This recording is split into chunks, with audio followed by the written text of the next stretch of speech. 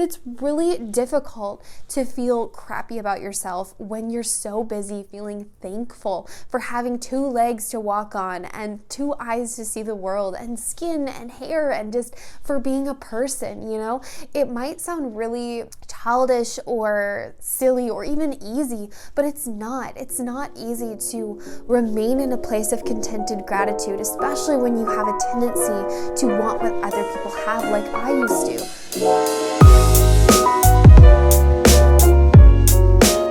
Alright, hello everybody and welcome back to my channel. My name is Caitlin and I run the blog called Mrs. Midwest. If this is your first time visiting, I am giving you a very warm welcome and thank you to all my returning subscribers and viewers. You are dearly loved. So today's video is actually going to be about how I was able to level up my life. I have done a video on my beauty glow up, but I thought it would be really wonderful to kind of cover some basics as to how I was able to just improve my life in general, you know, outside of beauty. Of course, I'm not an expert in any of this stuff, but I do believe that YouTube is an amazing medium where people can help other people. So the first way I was able to transform my life was by putting in more effort into my look. Now, this is of course covered really extensively in my glow up video, but I did want to include it as number 1 because it had the most impact. Now, that could be because I'm a really aesthetically driven person. I love the look of things. I love to make things beautiful. I love to feel beautiful. But I honestly feel like a little bit of a makeover can help any person. Now, I just began putting in more effort. I started getting ready for the day, even on days when I wouldn't leave the house. I started putting in more effort into my style, you know, even if I'm wearing like a comfy outfit like this, I try to look put together with makeup and earrings and just in general put more work and effort into my look. This was enormously transformative for me because it made me feel at peace with myself, because for a while I felt like I was neglecting my style and my beauty and my health, and when I began to put in that effort again, it just helped me feel so much more confident no matter the situation I had to enter, because I liked the way I looked, I liked the way I felt. It also just made it easier to reach my health and lifestyle goals as well, because I felt much more confident in my style and my hair,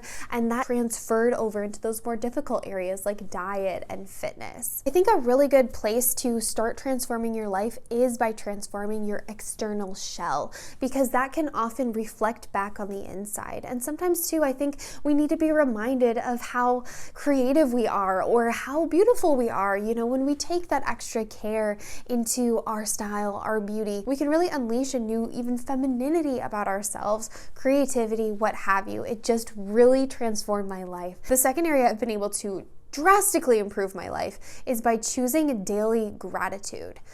I used to really struggle with envy and jealousy and laziness. You know, I had a lot of pride, I had a lot of self-esteem problems, and I just could not figure out how to enjoy life with all of those issues until I really started diving into gratitude. Now, of course, as many of you know, I am a Christian, and because of that, my gratitude is towards the Lord and all He's given me, towards Jesus Christ for dying for my sins, and for the Lord for forgiving my sins, you know, all of that spiritual gratitude poured over then into the rest of my life. I just started to be so aware of the blessings in my life and to really just take time to thank the Lord and to just rest in that place of just being so grateful. Honestly, I've said this before in another video, but it's really difficult to feel crappy about yourself when you're so busy feeling thankful for having 2 legs to walk on and 2 eyes to see the world and skin and hair and just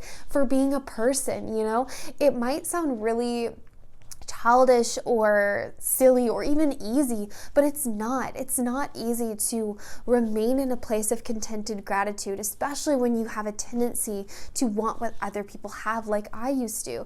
And you know, I still fight with that tendency to want what other people have, but it's the gratitude that holds me back from living in that world where I'm constantly comparing myself to other women's bodies or their lifestyles or their money or whatever, you know. Having gratitude completely completely changed my outlook, and it honestly made me a better person to be around. Gratitude makes you just feel like life is so exciting, it's so worth living, and it just fills you up with such a joy that it actually makes other people want to be around you more, because you just have that light coming from within you. I have so much in my life that other people could only dream of, and I'm sure that's true for a lot of you as well. And even if we don't have things that other people could dream of, there's still so much we can be grateful for.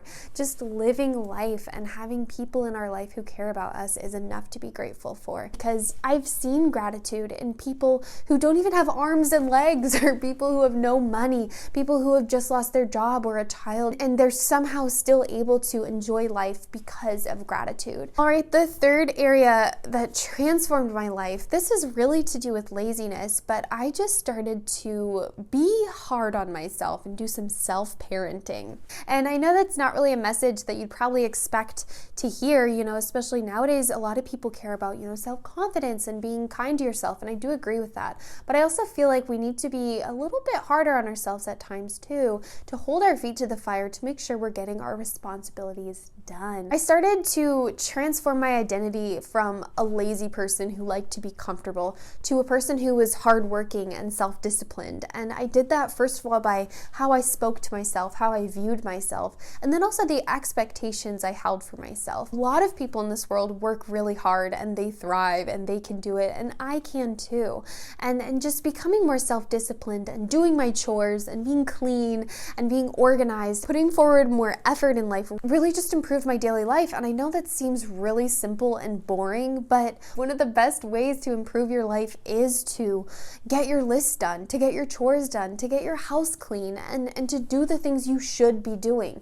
My emotions have held me back from doing so much in my life. And it wasn't until I started pushing my emotions to the side, I was able to really have more success in life, because then I wasn't being held back anymore by what I felt like doing and what I didn't feel like doing. Instead, I just focused on what needed to be done. I needed a little bit more of a harsh voice in my life to tell me to get my stuff done and to actually pull my weight around the house and to just say no to emotions. And the thing is, self-discipline has nothing to do with emotion or even motivation. It just has to do with action.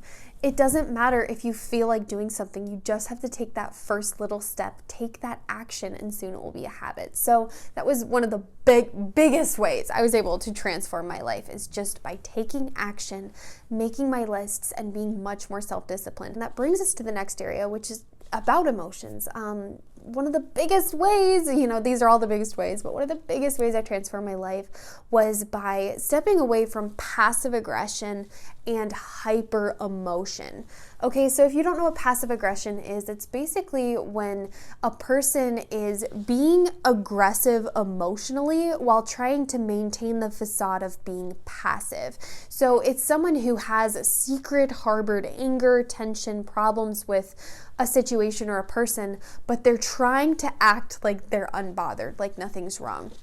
And I used to do this a lot because I wanted to come across as a passive person, like, oh, nothing bothers me, I'm so relaxed. But inside, I would have problems and issues that I wanted to work out with people. And my passive aggression just prevented me from working out my problems in an adult-like way. Instead, I would try to give people signals that I was mad at them, or I would try to, have my husband read my mind, instead of just coming out and being mature and vulnerable and saying what was on my heart or my mind. So really, when I began to stop being passive aggressive, it was holding myself to a standard that if I was upset about a situation, I had to decide if it was worth it to bring it up with the person I was upset about, or if it wasn't worth it to bring it up, I would have to get over it. Bring it up or get over it. I made myself get into that binary where I only had two choices. There was no in-between world of stewing about it, trying to get them to notice I was mad or whatever. It was either tell the person or get over it. And I realized that whenever I didn't want to tell the person what I was upset about, it was usually because it wasn't a huge deal and I was able to get over it. And other times when I realized I wasn't able to get over something, it's because I should bring it up with that person. person. And the thing is, it can be scary to enter conflict. I know a lot of people don't like conflict. I hate conflict. I hate having people mad at me. It's the worst feeling. But the reality is that's part of being an adult. It's part of being in relationship. If you want the privilege of healthy relationships, you have to put in the work and the sacrifice to be an adult, express yourself, and to learn how to express yourself in a rational way that's not going to hurt people's feelings unnecessarily. And I know this can be really difficult, especially if you're raised in a home with passive aggression and when it's the only conflict style you've known. But I am living proof you can change that. I'm not perfect, but I have improved so much. Now when I'm upset about something, I'll think about it, I'll pray about it. If I can't get over it, I'll go to the person and I'll try to work it out, okay? That is one of the best things you can do, is to say no to that fear of conflict and improve your life. This will help you step into maturity as a woman. It will improve your relationships. And then on the flip side, I also had to walk away from being hyper emotional. Having so much emotion in your life can sometimes prevent you from being successful, because it can really cause you to focus in on yourself a lot and just have really heavy introspection and focus on your own emotions and how am I feeling? How do other people perceive me? It can often become very self-destructive because when you're very emotional and you're just living in that gloom and that introspection, it can kind of prevent you from joy, like I spoke about in the gratitude section.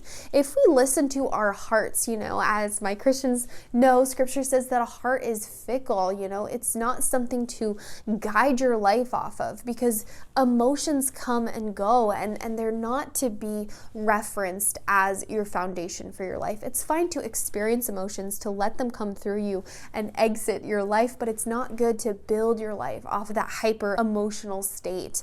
And the passive aggression and the emotion kind of went hand in hand, because both of those areas for me really prevented me from thriving in my relationships, because I wasn't behaving mature and rational. And I know that I still struggle with this sometimes. I have a tendency to want to be really emotional about a situation, but I have to pull back in and try to focus on the logic of a situation or the rationality, and to make sure I'm not hurting people in my emotion. It's not wrong to be angry. It's not wrong to be sad or hurt, but you don't want to hurt other people, and you don't even want to hurt your own life in the process of working through your emotions. All right, the fifth and final area, how I transformed my life, was actually by becoming higher maintenance. That might sound so weird to you, because I know a lot of people think being low maintenance is the goal, but really I decided to be higher maintenance. I became higher maintenance by putting in maintenance and work into my personal growth and research on life and subjects I care about, my hobbies. I became higher maintenance by expecting more out of friendships and relationships, to express my needs to my husband, to acknowledge that I had needs, and to become higher maintenance with my hair and my makeup and my wardrobe, and to just in general put more effort into personal development and not settling for people who talk bad about me or people who don't want to be around me. I started accepting that it's okay to have boundaries and standards in relationships. I even became higher maintenance with my faith, making it more of a priority and not apologizing anymore for being a woman of faith and being part of a religion.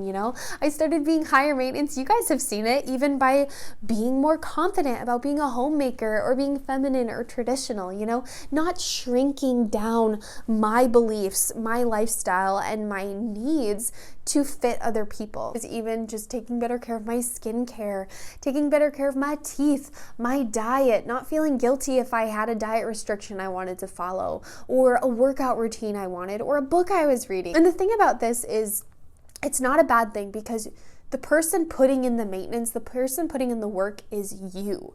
Don't become higher maintenance in the way where you're constantly expecting other people to do everything for you, but become high maintenance in the way that you're putting work in on yourself. You do have expectations for other people, and you choose relationships that bless you and bless your life.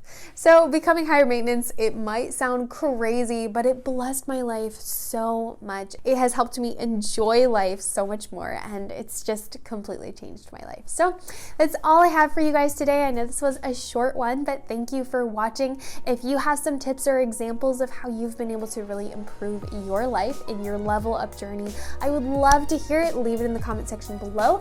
If you like the video, please click the like button. It does help grow our community. If you're interested in more of this kind of content, I have so much of this on my written blog. I have some older videos as well. But in general, I hope you have a wonderfully blessed and leveled up week, my beautiful sisters.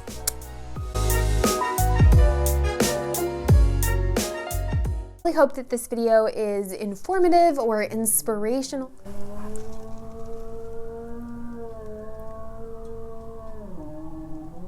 Harley?